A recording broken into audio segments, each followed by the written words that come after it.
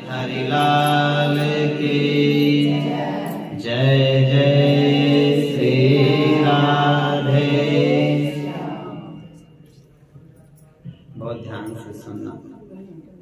सिद्ध बाबा श्री रंगपुर जी महाराज की, सद्गुरुदेव भगवान की।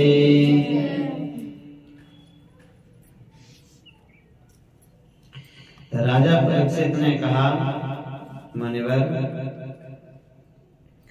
मैंने सुना है कि भगवान श्री कृष्ण की लीलाओं का वर्णन सुनकर मथुरा निवासी कुछ विप्र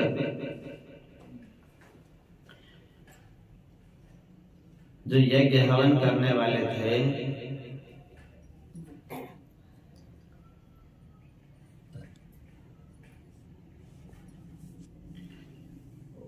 उनकी धर्म पत्नी विप्र पत्नियां, उनके मन में इच्छा हुई कि ऐसे ऐसे भगवान के तो दर्शन करने चाहिए।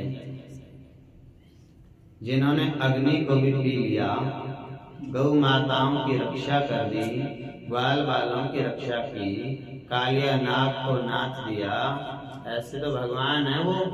ऐसे भगवान के तो दर्शन जरूर करने चाहिए। ऐसा विप्र पत्नियों के मन में अभिलाषा हो गई। भगवान श्री कृष्ण को श्री हरि का अवतार जानकर उनका चित्त भक्ति भाव से भर गया। उन विप्र पत्नियों की कामना किस प्रकार पूर्ण हुई, ये कथा विस्तार से वर्णन कीजिए। श्री सुखदेव जी ने कहा, हे राजन, एक दिन बलराम सहित श्री कृष्ण ग्वाल बालों को साथ लेकर श्री मधुवन में गए, जहां यमुना के किनारे कमल खिले हुए थे। उस समय सभी बालक हजारों गौओं के साथ वहां विचरने लगे और खेलने लगे। खेलते खेलते थक गए और उनको भूख प्यास लग गई। तब सब गोप शिशु बड़ी प्रसन्नता के साथ श्री कृष्ण के पास आए और बोले, हे कन्हैया, हमें बड़ी जोर की भूख लगी है, हम सेवकों को आज्ञा दो, क्या करें। ग्वाल वालों की बात सुनकर प्रसन्न मुख और कमल नेत्रों वाले दया निधान श्री हरि भगवान श्री कृष्ण ने उनसे ये हितकर बात कही। श्री कृष्ण बोले, हे बालकों,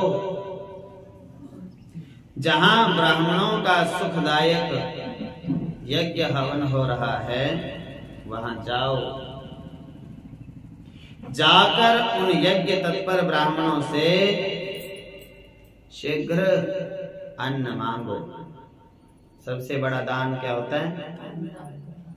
अन्न का। अपने तो अन्नपूर्णा माता विराजी है।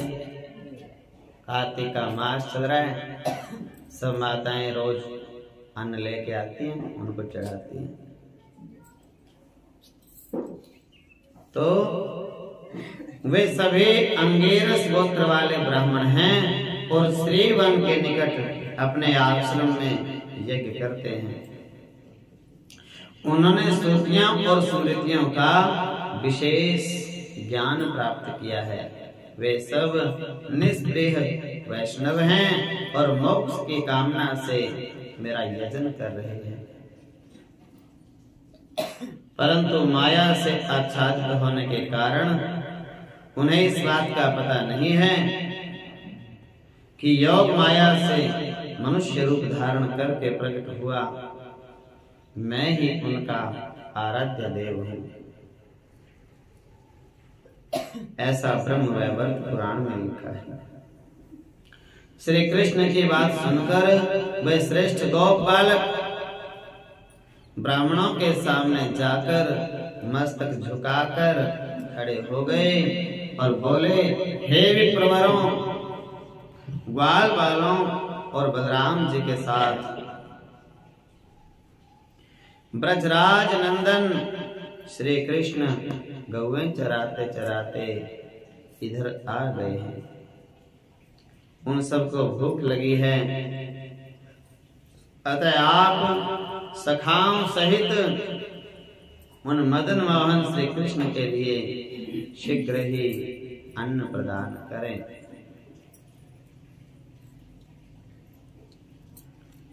हे परीक्षित, इस प्रकार भगवान के अन्न मांगने की बात सुनकर भी उन ब्राह्मणों ने उस पर कोई ध्यान नहीं दिया।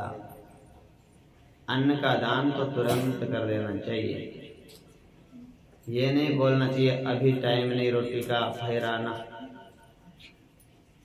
इसीलिए मैं बार बार कहता हूँ, अपने रोटी वाले डिब्बे में 4 रोटी तो जरूर रखो, 4 ना तो 2 रखो। ऐसा नहीं होना चाहिए, फिर ऐसे हाथ हिलाना पड़े, बोले अभी तो टाइम नहीं हुआ। वे चाहते थे स्वर्ग आदि तुच्छ फल और उनके लिए बड़े बड़े कर्मों में उलझे हुए थे। सच पूछो तो वे ब्राह्मण ज्ञान की दृष्टि से अबोध बालक ही थे, परंतु अपने को बड़ा ज्ञान वृद्ध मानते थे। देश काल अनेक प्रकार की सामग्रियां भिन्न भिन्न कर्मों में विनियुक्त मंत्र अनुष्ठान की पद्धति ऋत्विज ब्रह्मा आदि यज्ञ कराने वाले अग्नि देवता यजमान यज्ञ और धर्म, इन सब रूपों में एकमात्र भगवान ही प्रकट हो रहे हैं। वे ही इंद्रियातीत पर ब्रह्म भगवान श्री कृष्ण स्वयं ग्वाल बालों के द्वारा अन्न मांग रहे हैं, परंतु इन मूर्खों ने जो अपने आप को शरीर ही माने बैठे हैं। सबसे बड़ी भूल क्या होती है व्यक्ति की? स्वयं को शरीर मान लेना। और सबसे बड़ा ज्ञान क्या होता है? स्वयं को शरीर से अलग समझना। सुख दुख हो रहा है शरीर को, मुझे ना तो सुख है ना दुख है, हम तो मौज में हैं। क्यों?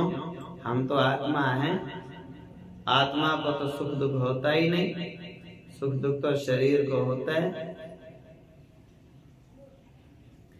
विज्ञान में और अज्ञान में इतना ही, शरीर को दुख हो रहा है, शरीर को ही सुख, और कितना ही इसको सुखी रख लो फिर भी ये मिट्टी में ही मिलेगा। ये शरीर कुछ भी करने से अमर होने वाला नहीं है। और जो हम आत्मा हैं कभी भी मरने वाले नहीं हैं, अमर ही हैं। इस बात की प्रसन्नता होनी चाहिए कि मैं कभी भी मरूंगा नहीं, अमर हैं हम तो। मरेगा कौन? ये तो शरीर मरेगा। आज भी ये तो हर पल मर रहा है, हर पल ये बदल रहा है। इस शरीर में बचपना मर गया, फिर जवानी मर गई, अब ये बुढ़ापा है, ये भी चला जाएगा। लेकिन आत्मा बचपन में भी वही थी, अजर अमर, जवानी में भी वही थी, आज भी वही है। इस बात का दुख नहीं होना चाहिए कि शरीर क्यों मरेगा। दुख इस बात का होना चाहिए कि शरीर से काम क्यों नहीं लिया। जो काम के लिए मिला था, संत समागम और हरि कथा, दोनों के लिए शरीर मिलता है। ना तो सत्संग किया और ना हरि गुण गाया, यही नुकसान हमने कर लिया। इस शरीर से तो काम लेना था बस।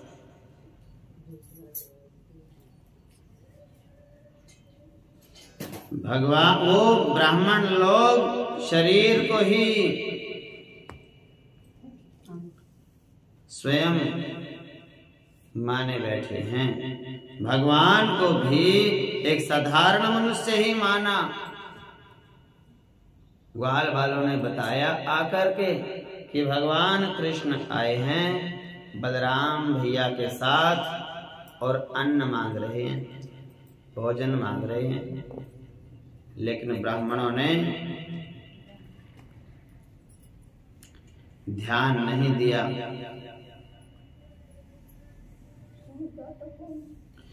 जब उन ब्राह्मणों ने ना तो हाँ कही ना कही, कोई उत्तर नहीं दिया, तब ग्वाल वालों की आशा टूट गई।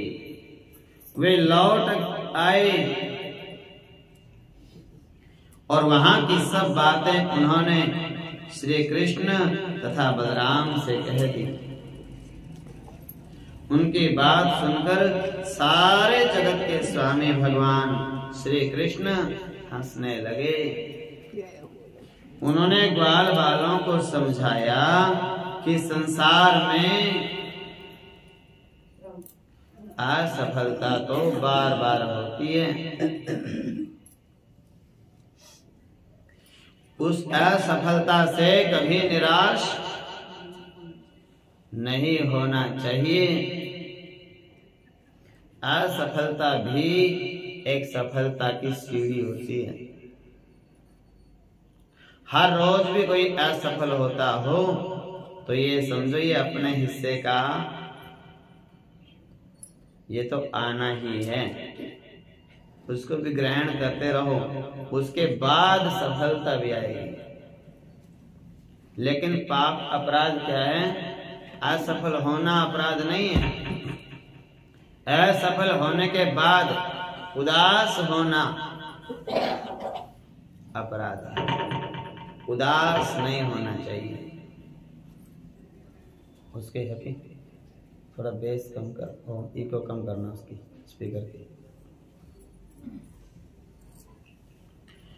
भगवान क्या कहते हैं? निराश नहीं होना चाहिए। बार बार प्रयत्न करते रहने पर सफलता मिल ही जाती है। फिर उनसे कहा कि हे मेरे प्यारे ग्वाल वालों,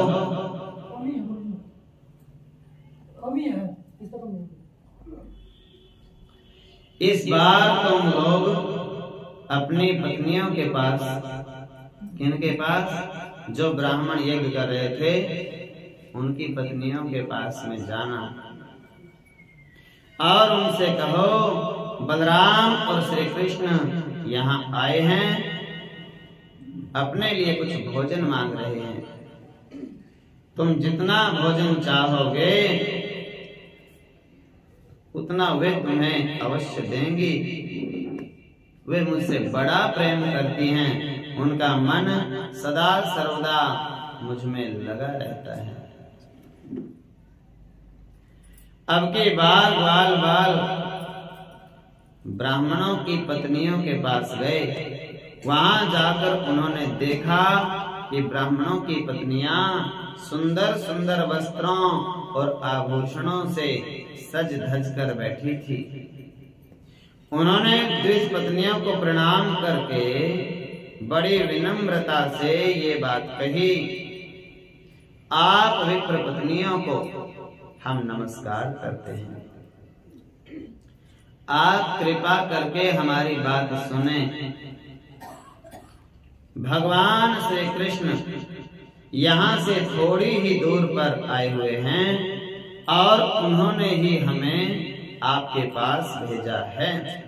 वे ग्वाल बाल और बलराम जी के साथ गौएं चराते हुए इधर आ गए हैं बहुत दूर चल के।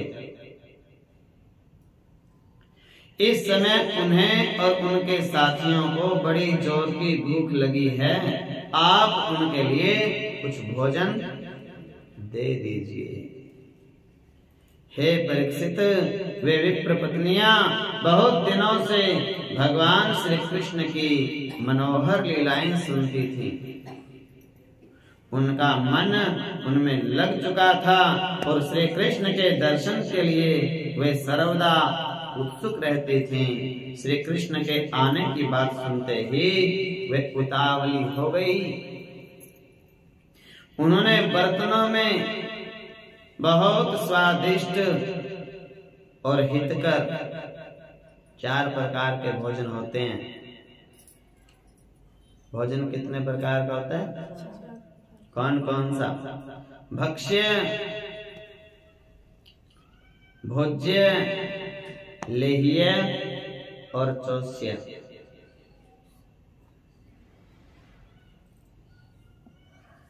चारों प्रकार की भोजन सामग्री ले ली। भक्ष्य होता है जैसे लड्डू ऐसा, और भोज्य जैसे रोटी सब्जी दोनों मिला के, और लेह्य होता है चटनी अचार, और चोष्य होता है जो मतलब भोजन के बाद लेते हैं ना, नहीं, भोजन के बाद मुख शुद्धि के लिए, जैसे कोई कैंडी है मुंह में रख लो और अपना चूसते रहो। मिश्री होती है, जैसे मिश्री होती है, जैसे मुंह में रख लो और अपना बैठे रहो आनंद से। उसको चोष्य बोलते हैं, चूस नहीं किए वो। लेह्य होता है जो जिस जैसे चटनी आदि, अचार आदि, और भोज्य भक्ष्य, मिष्टान्न और भोजन। चारों प्रकार के भोजन सामग्री ले ली। भाई बंधु पति पुत्रों के रोकते रहने पर भी अपने प्रियतम, सबके प्रियतम हैं कौन? भगवान श्री कृष्ण। भगवान श्री कृष्ण के पास जाने के लिए घर से निकल पड़ी, ठीक वैसे ही जैसे नदियां समुद्र में मिलने के लिए निकल पड़ती हैं, फिर मुड़ती नहीं। बहुत दिनों से भगवान श्री कृष्ण के गुणों को वो सुन रही थी, लीलाएं सुन रही थी, सौंदर्य और माधुर्य आदि का वर्णन सुन सुनकर उनको, उनके चरणों पर वो अपना हृदय निछावर कर चुकी थी। उनका हृदय भक्ति भाव से परिपूर्ण हो रहा था। विप्र पत्नियों ने जाकर देखा कि यमुना के किनारे पर नए नए कोंपलों से शोभायमान अशोक वन में ग्वाल बालों से घिरे हुए बलराम जी के साथ श्री कृष्ण इधर उधर घूम रहे हैं। कौन? भगवान श्री कृष्ण। किन्होंने देखा? जो माताएं भोजन लेके आई। उनके सामने शरीर पर सुनहरा पीतांबर झिलमिल झिलमिल कर रहा है, गले में वनमाला लटक रही है, मस्तक पर मोर पंख का मुकुट है, नए नए कोंपलों के गुच्छे शरीर में लगाकर नटराज कैसा वेश बना रखा है। एक हाथ अपने सखा ग्वाल बाल के कंधे पर रखे हुए हैं और दूसरे हाथ से कमल के फूल को ऐसे घुमा रहे हैं, नचा रहे हैं।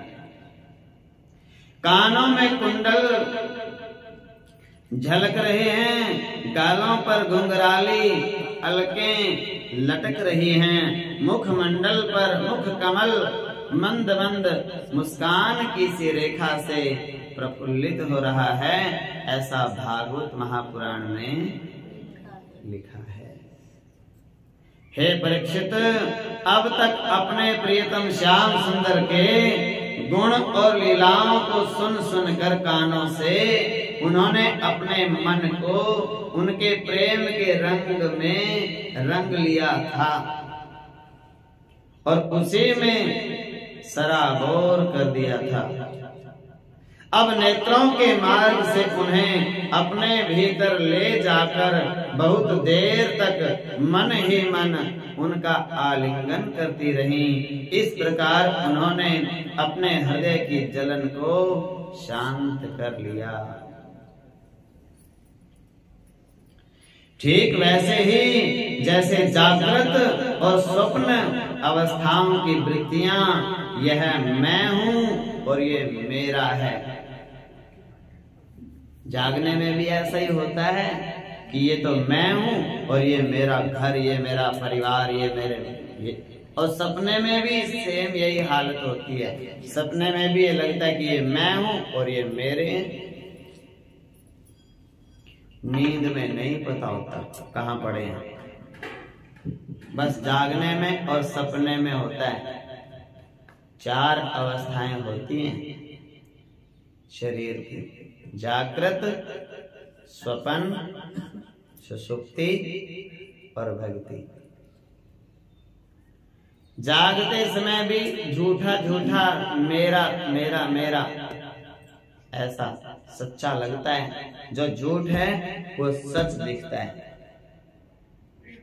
और सपने में भी जो झूठा सपना है, आंख खुलने से पहले वो सपना अपना लगता है और गहरी नींद में कुछ नहीं अपना, पता ही नहीं कहां पड़े हैं। और भक्ति में जब डूब जाते हैं फिर तो सब अपने और सब भगवान दिखते हैं। वो तीनों से ऊपर की अवस्था है। कोशिश तो मैं करता हूं वहां तक ले जाऊं सबको। थोड़ा थोड़ा प्रयास आप भी करो। भगवान भक्ति में डूब जाओ। जो भी आपकी नजर पड़े जहां भी, बस ये कहना शुरू करो, ये तो भगवान का रूप है सब। ये घर किसका? भगवान जी का। ये बच्चे भगवान जी के। ये घर की सब सामग्री भगवान। बोले भगवान को चढ़ा दो, बोले चढ़ा रखा है, घर में रखा है ना, उसी का है, बस चढ़ा दिया। हमारा है ही नहीं। हमारा हो तो चढ़ा में, हमारा तो है ही नहीं। घर है हमारा नहीं, वस्तुएं हमारी नहीं, हम क्या चढ़ा में। हमने तो जो चढ़ा दिया, मन चढ़ा दिया भगवान के चरणों में। और जब मन चढ़ गया तो मन की जितनी चीजें जुड़ी हैं वो सब चढ़ गई। ऐसा भाव अपना बनाओ।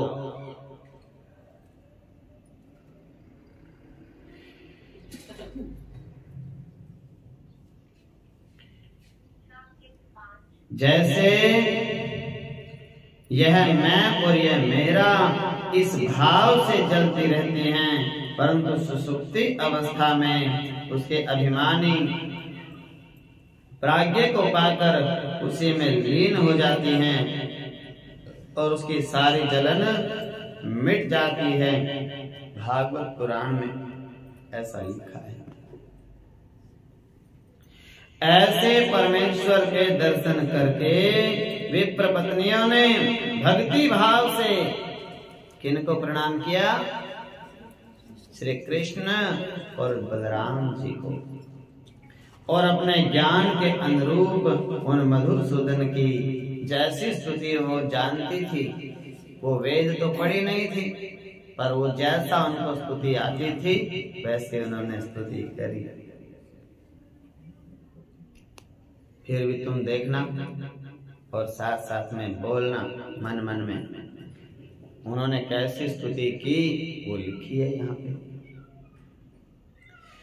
वो बोली, हे भगवान, आप स्वयं ही परब्रह्म, परम धाम, निरीह, अहंकार रहित, निर्गुण, निराकार और सगुण साकार हैं। आप ही सबके साक्षी, आप निर्लेप आकार रहित परमात्मा हैं। आप ही प्रकृति पुरुष उन दोनों के मूल कारण हैं। सृष्टि, पालन और संहार तीनों विषय में नियुक्त जो ब्रह्मा, विष्णु और शिव ये तीन देवता कहे गए हैं, वो आपके ही सर्वबीजमय अंश हैं। हे परमेश्वर, जिनके रोमकूप में संपूर्ण विश्व निवास करता है, वे महाविराट महाविष्णु हैं। प्रभु, आप उनके जनक हैं। किनके? महाविष्णु के भी पिता आप हैं। कौन? कृष्ण। आप ही तेज और तेजस्वी हैं, ज्ञान और ज्ञानी हैं, तथा इन सब से परे भी अगर कुछ कहने को बच गया वो भी आप हैं। वेद में आपको अनिर्वचनीय कहा गया है, फिर कौन आपकी स्तुति करने में समर्थ है जब आपके लिए कोई वचन ही नहीं है। सृष्टि के सूत्रभूत में जो महातत्व आदि पंच तन मात्राएं हैं, वे भी आपसे भिन्न नहीं हैं। आप संपूर्ण शक्तियों के बीच तथा सर्वशक्ति स्वरूप हैं। आप समस्त शक्तियों के ईश्वर हैं, सर्वरूप हैं, सब शक्तियों के आश्रय हैं। आप निरीह, स्वयं प्रकाश, सर्वानंदमय तथा सनातन हैं। अहो, आकारहीन होते हुए भी आप संपूर्ण आकारों से युक्त हैं। भगवान का कोई एक आकार नहीं है, सभी आकार उसी के हैं। सब आकार आपके ही हैं। ये एक लाइन में समझ में आ जाए तो भगवान की भक्ति प्राप्त हो जाए। अगर किसी को इतना भी समझ में आ जाए कि सब आकार भगवान के ही हैं, इतनी बात समझ आ जाए बस, तो भक्ति बढ़ जाए।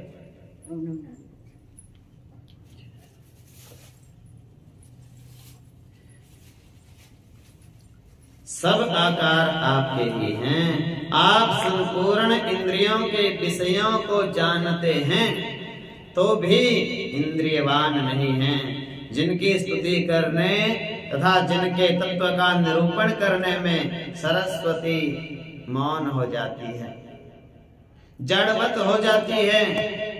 महेश्वर, शेषनाग, धर्म, स्वयं ब्रह्मा भी जड़ तुल्य हो जाते हैं। पार्वती, लक्ष्मी, राधा एवं वेद जननी सावित्री भी जड़ता को प्राप्त हो जाती है। इसमें राधा का भी नाम आ गया। बोले भगवान की, कृष्ण की माया को पूरा राधा भी नहीं जानती, लिखा है ऐसा। फिर दूसरा कौन जान सकता है? कौन विद्वान आपकी स्तुति कर सकता है? क्या स्तुति करेगा? हे प्राणेश्वर, हम स्त्रियां आपकी क्या स्तुति कर सकती हैं? हे देव, इतनी प्रार्थना है बस, आप हम पर प्रसन्न होइए। हे दीनबंधो, कृपा कीजिए। यों कहकर सब विप्र पत्नियां उनके चरणार बिंदों में पड़ गईं। तब श्री कृष्ण ने प्रसन्न मुख एवं नेत्रों से उनको अभय दान दे दिया। चिंता मत करो, मैं बैठा हूं। हे परीक्षित, भगवान सबके हृदय की बात जानते हैं, सबकी बुद्धियों के साक्षी हैं। उन्होंने जब देखा ये ब्राह्मण पत्नियां अपने भाई बंधु पति पुत्रों के रोकने पर भी सब सगे संबंधियों और उनके विषयों की आशा छोड़कर केवल मेरे दर्शन की लालसा से ही मेरे पास आई हैं, तब उन्होंने उनसे कहा। उस समय उनके मुखारविंद पर हास्य की तरंगें अठखेलियां कर रही थी। भगवान ने कहा, हे महाभाग्यवती देवियों, तुम्हारा स्वागत है। आओ बैठो, कहो हम तुम्हारा कैसे स्वागत करें, क्या सेवा करें।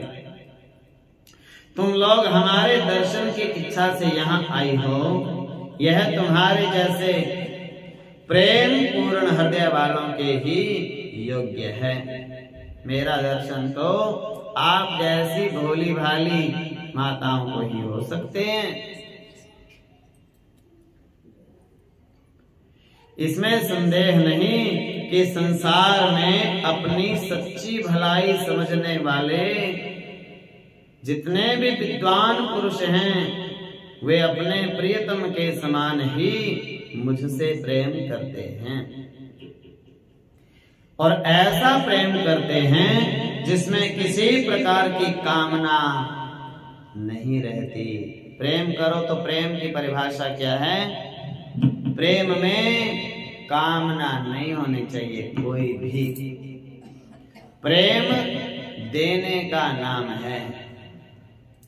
मैं सुख देता रहूं और सुख लेने की इच्छा ना करूं, इसका नाम प्रेम है। आप सब लोग कर सकते हो भगवान से। कैसा प्रेम? आप भगवान को सुख देने की कोशिश करो और भगवान से सुख मांगना नहीं। गोपियों ने कभी भगवान से सुख मांगा नहीं, सुख दिया ही दिया है कृष्ण को। जब आप सुख देना ही देना सीख जाएंगे और मांगना बंद कर देंगे, सुख की इच्छा भी नहीं होगी, तो सोचो आप भक्त बन गए।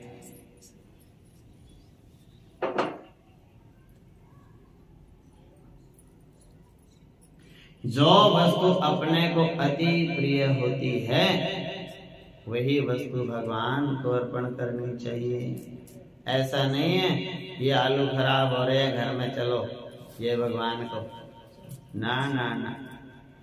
अपनी जो प्रिय वस्तु है, अपने को जो खाने में अच्छी लगती है, उसी का भोग लगाओ। घर में कोई चीज सड़ रही है, खराब हो रही है, वो कभी भगवान को मत चढ़ाओ।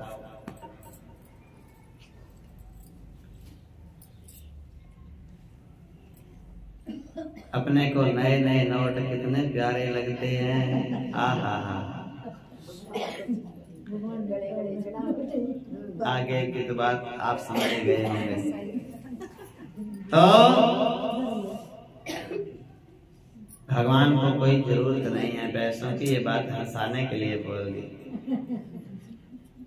भगवान तो भगवान है, उनको कुछ भी नहीं चाहिए, तिल मात्र भी उनको नहीं चाहिए। उनको तो एक आपकी भावना। भगवान सिर्फ भावना के भूखे होते हैं। बस ये नियम है कि उनको स्वार्थ में याद नहीं करना। उनको बिना स्वार्थ के कहो हम तो आपके हैं, जाहि विधि राखोगे ताहि विधि रहेंगे। और बड़ी कृपा है, इस मंत्र का जाप करो, बड़ी कृपा है, बड़ा आनंद है, प्रभु की दया है, ये जपना है। ये नहीं जपना कि मरे पड़े हैं, ये नहीं जपना, ये भगवान का परहेज है, इसको जपना नहीं। ये जो बड़ी मौज है, बड़ी प्रभु की दया है, बड़ी कृपा है। किसी किसी को तो पूछते हैं कैसे हो, बोले बस पूछो मत, बात ही ना छेड़ो। तो ये भक्ति नहीं। मैं तो भक्ति का रास्ता बताता हूँ। मुझे भीड़ नहीं चाहिए, भगत चाहिए। भीड़ मैंने कौन सा वोट लेने, भीड़ तो वोट वालों को चाहिए। मेरे को तो चाहे 4-10 लोग हों, ऐसे कहने वाले चाहिए कि बड़ी कृपा है जी। हम पूछे माताओं कैसी हो, बड़े आनंद में है गुरुजी, बड़ी मौज हो रही है, बड़ी कृपा है प्रभु की। बस इतना मंत्र जाप करने वाला। और ये कहने वाले नहीं मरे पड़े हैं, कोई रास्ता नहीं ना। रास्ता वो बैठा है, सीधा रास्ता है गेट में से, और आर पार भी है।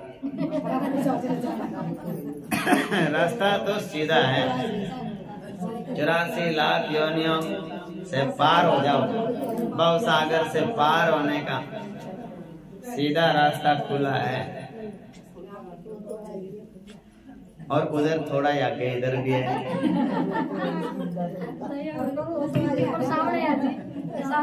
ओम शांति हो जाएगा। तो ऐसा मतलब है एक शिक्षा तो कम से कम रोज सीखनी चाहिए। अब यही सीख लो। कोई भी पूछे कैसे हो आप, बड़ी कृपा है प्रभु की, मौज में है, आनंद में है,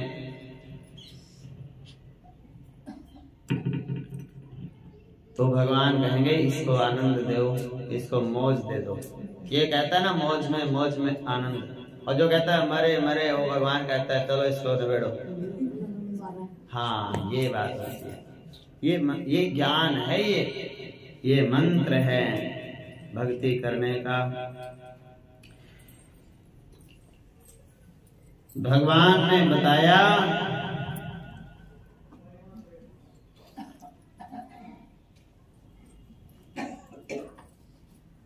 बुद्धिमान और सबसे विद्वान वही हैं जो अपने प्रियतम की तरह भगवान से प्रेम करते हैं। ऐसा प्रेम करते हैं जिसमें किसी प्रकार की कामना नहीं रहती, जिसमें किसी प्रकार का व्यवधान नहीं, संकोच नहीं, छिपाना नहीं, कुछ दुविधा नहीं, अब अपने से अलग नहीं समझना भगवान को।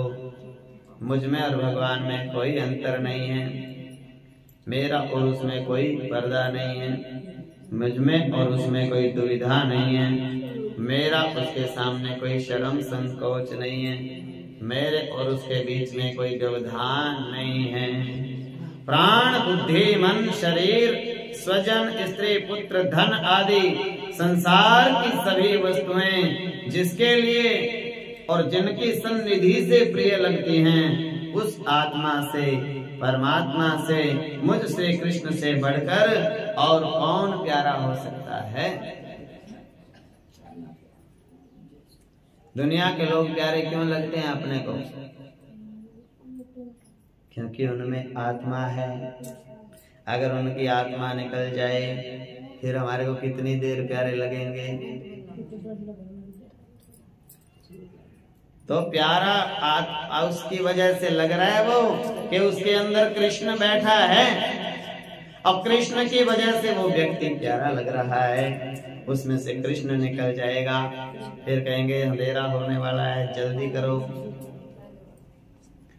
तो भगवान कृष्ण कहते हैं मेरी वजह से तो सब प्यारे लगते हैं, लेकिन तुम फिर भी ऊपर ऊपर के लिफाफे से प्रेम करते हो, अंदर वाले भगवान को देखते तक भी नहीं।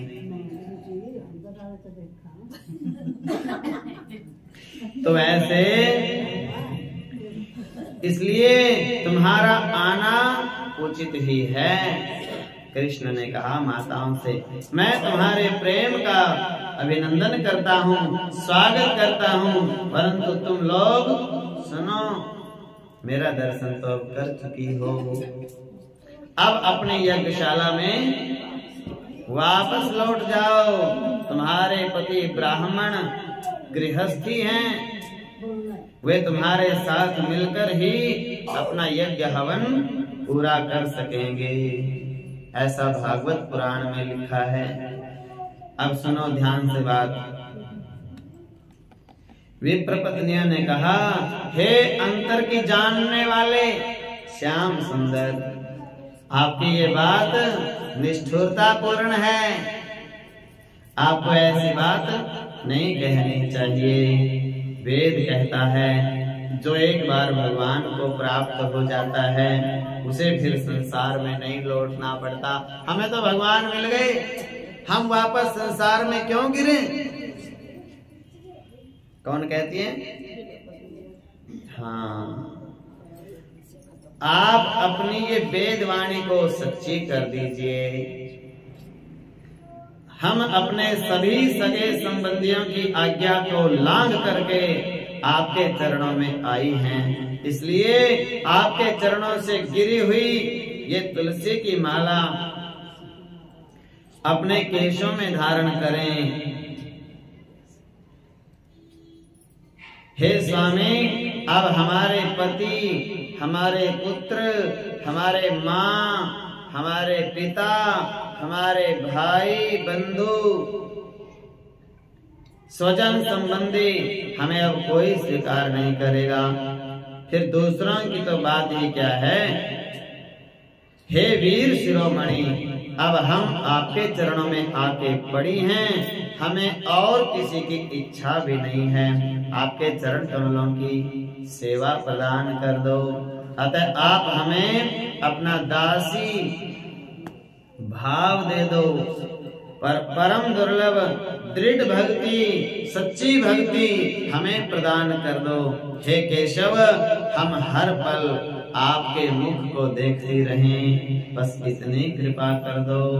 अब हम दोबारा घर को नहीं जाएंगी।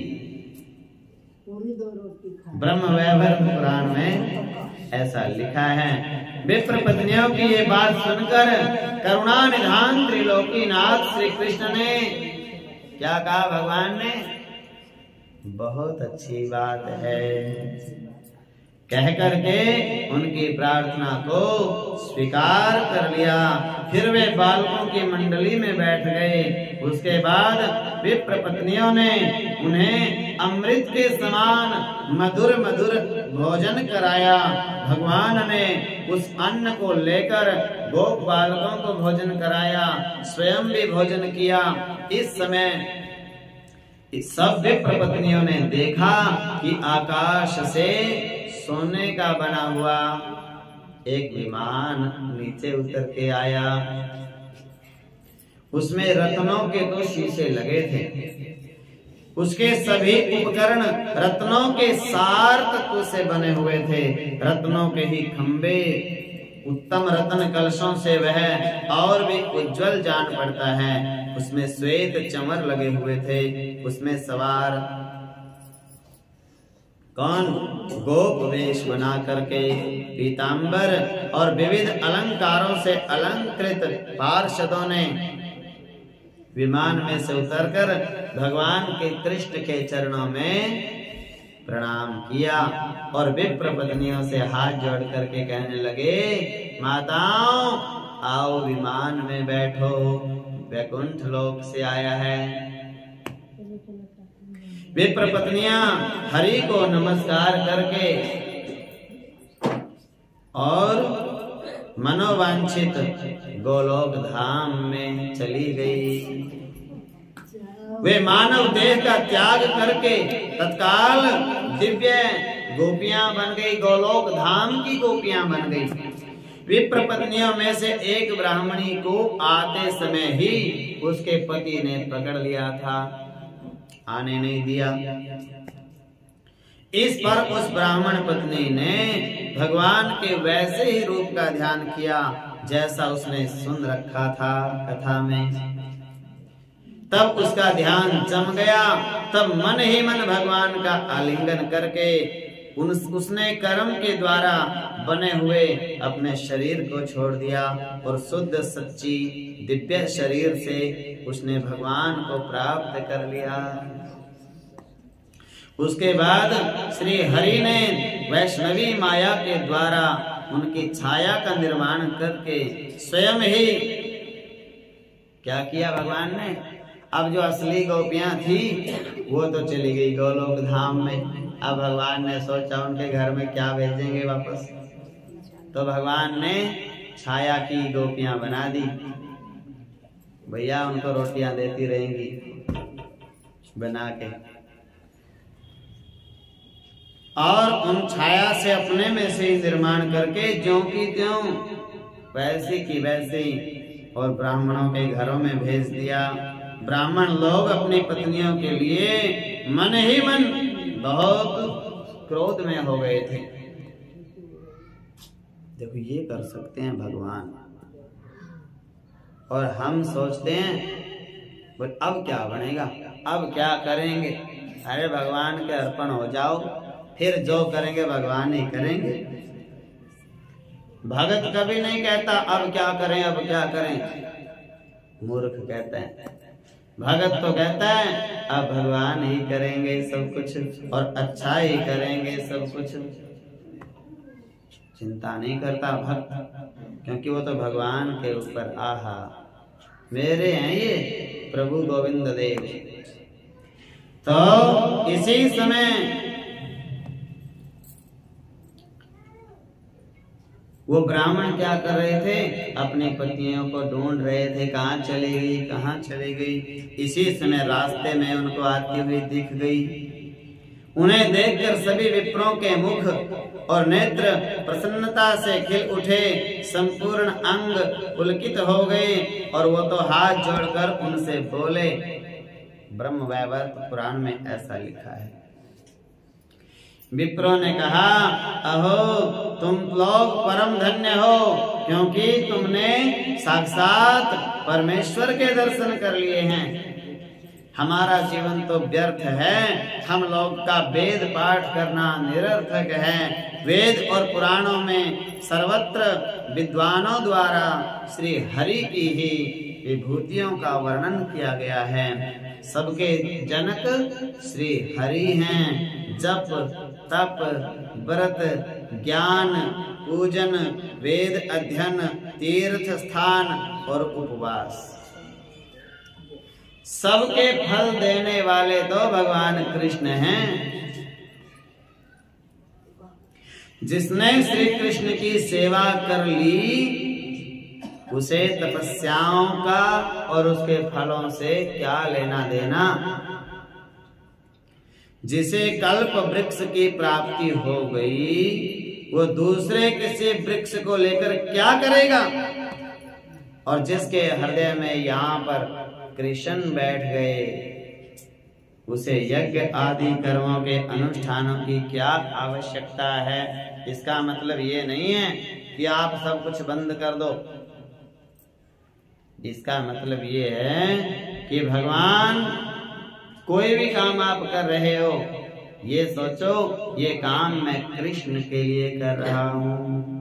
मुख्य तो कृष्ण है, मेरा मतलब तो कृष्ण से है, मेरा उद्देश्य तो कृष्ण है, मुझे तो कृष्ण को पाना है। कृष्ण के लिए ही खाना, कृष्ण के लिए ही पीना, कृष्ण के लिए ही सोना, कृष्ण के लिए ही जागना, कृष्ण के लिए ही चलना फिरना, कृष्ण के लिए घर के काम करने, कृष्ण के लिए ही बच्चों का पालन पोषण। सब ड्यूटी कृष्ण ने लगाई है मेरी। मेरे तो कृष्ण सरकार हैं। सरकार ड्यूटी लगाती है ना तो सब काम करते हैं। बोले क्यों? बोले सरकार ने ड्यूटी लगा दी। और हमारे सरकार कौन है? श्री कृष्ण चंद्र भगवान की। तो हमारे तो वो सरकार है।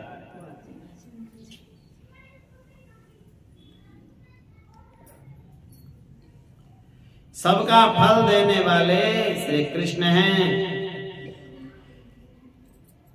ऐसा कहकर ब्राह्मण लोग उन श्रेष्ठ कामिनियों के साथ हर्ष पूर्वक अपने घर को लौटे। उनके साथ आनंद पूर्वक रहने लगे। उन लोगों ने अपनी स्त्रियों में थोड़ी सी भी दोष दृष्टि नहीं रखी। उन सबका क्रीड़ा में तथा अन्य सब कर्मों में पहले वाली स्त्रियों की अपेक्षा अधिक प्रेम और उदार भाव प्रकट होता था। परंतु माया शक्ति से प्रभावित होने के कारण ब्राह्मण लोग उसका अंदाजा नहीं कर पाते थे। उधर पूर्ण ब्रह्म भगवान श्री कृष्ण बलराम और बाल बालों के साथ शीघ्र ही अपने घर को चले गए। हे परीक्षित, उन विप्रों ने श्री कृष्ण का अपमान किया था, अतः उन्हें अपने अपराध की याद आई कि हमने तो अन्न देने से मना कर दिया था। फिर वो पश्चाताप करने लगे, भगवान से क्षमा प्रार्थना करने लगे। उनके हृदय में फिर कृष्ण और बलराम के दर्शनों की बड़ी इच्छा हो गई, परंतु कंस से डरने के कारण वो दर्शन करने नहीं जा सके। बाकी कथा कल को सुनाएंगे। बोलो वृंदावन बिहारी लाल की।